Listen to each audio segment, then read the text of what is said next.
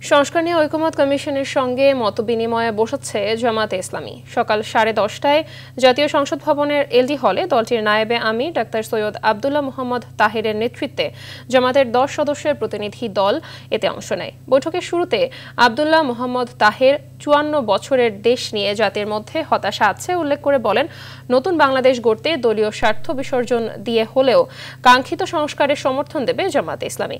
হাজারো জীবন ও পঙ্গুত্বের বিনিময়ে রাষ্ট্র সংস্কারের যে সুযোগ তৈরি হয়েছে তা যেন হারিয়ে না যায় সে বিষয়ে সবাইকে সজাগ থাকতে বলেন তিনি। জাতীয় ঐকমত্য কমিশনের সহসভাপতি অধ্যাপক আলী রিয়াজ বলেন, চলমান সংস্কারের সুযোগ কাজে লাগিয়ে শহীদদের রক্তের ঋণ শোধ করতে চায় সরকার ও ঐকমত্য কমিশন। রাষ্ট্র সংস্কারের এই উদ্যোগ শুধু সরকারের নয়, এ চাওয়া দেশের সব নাগরিকদেরও।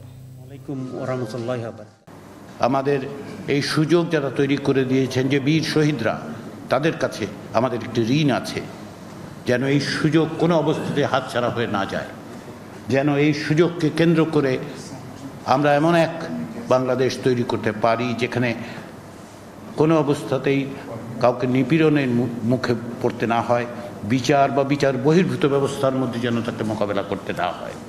আমরা একটি এমন নির্বাচন চাই যেটিকে এদেশের মানুষ নির্বাচন বলবে, সারা দুনিয়া নির্বাচন বলবে।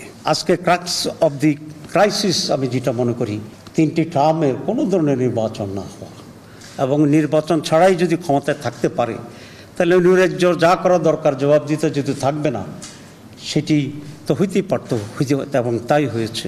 তার পরিণতি আজকে তারা, আমরা সমগ্র জাতি এটা ভোগ করছি।